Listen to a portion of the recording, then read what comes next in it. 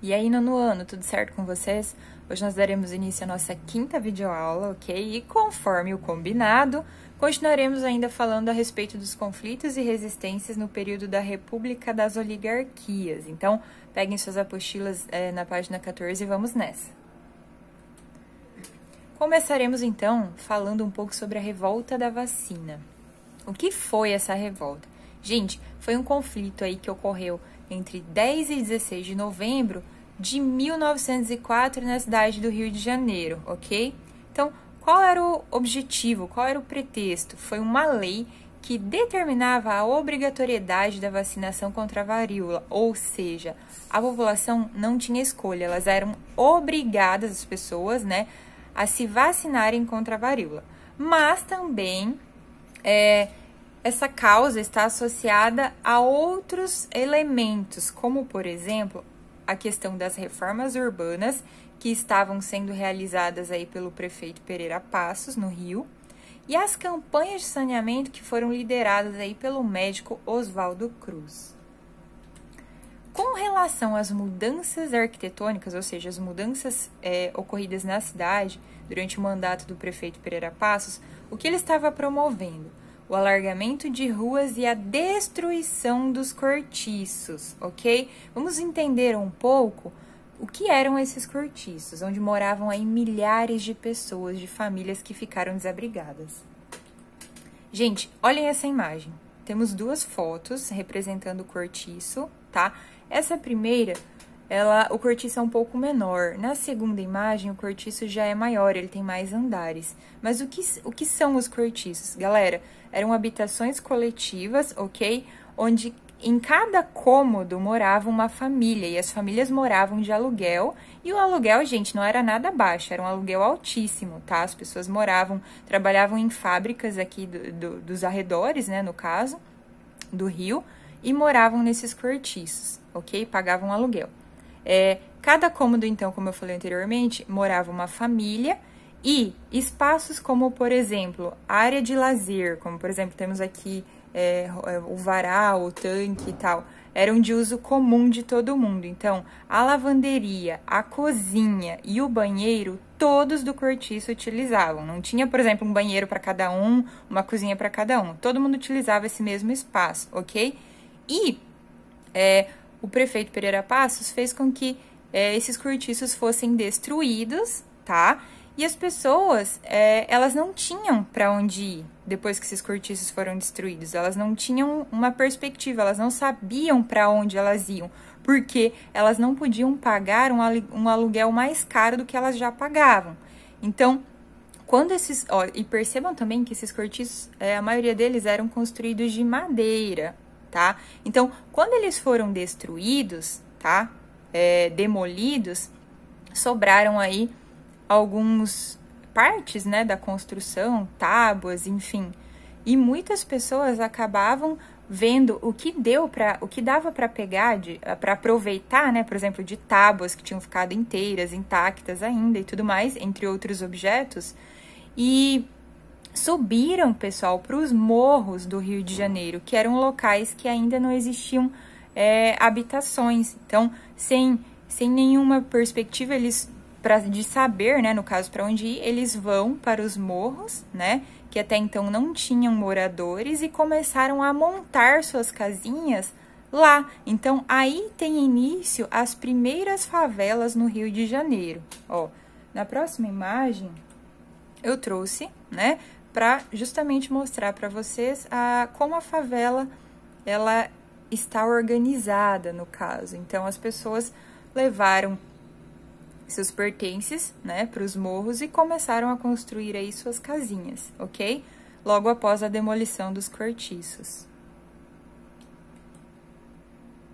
Então, gente, a população, ela não teve acesso a nenhuma informação de alerta e de esclarecimento sobre a vacina, se de fato essa vacina era eficaz, se ela funcionava, tá? E nem sobre as formas de higiene e até mesmo sobre as formas de prevenção. Então, nesse sentido, houve uma insatisfação generalizada da população contra as atitudes do governo, o que acabou ocasionando aí a revolta da vacina, ok?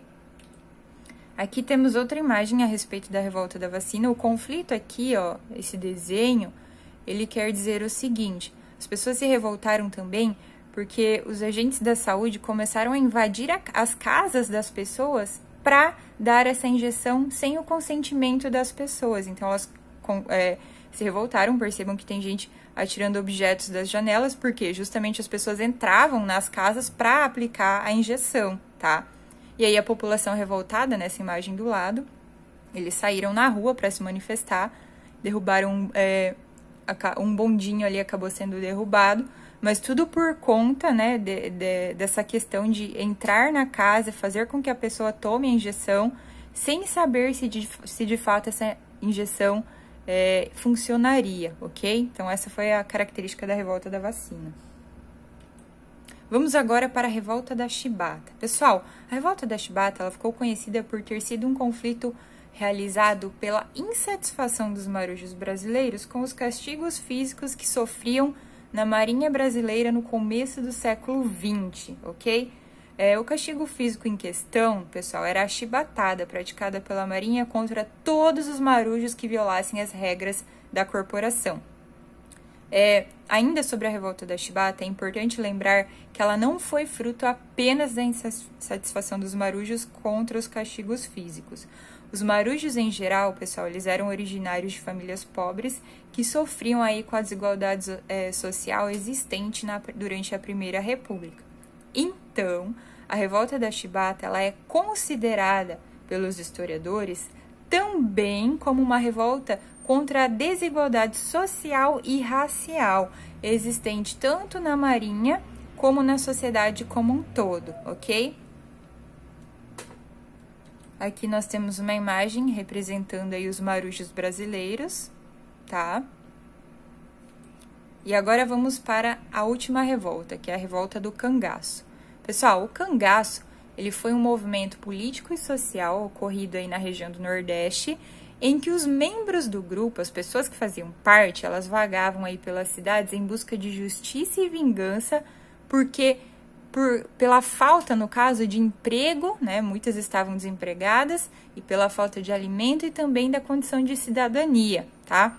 Então, um dos principais líderes aí do cangaço, ele se chamava Virgulino Ferreira da Silva, vulgo Lampião, ou seja, o apelido dele era Lampião. Então, da onde que vem esse termo, esse nome cangaço? Ele vem da palavra canga, que era uma peça de madeira utilizada para unir os bois lado a lado no arado ou no carro de boi, que aqui a gente chama de carroça, no caso, né?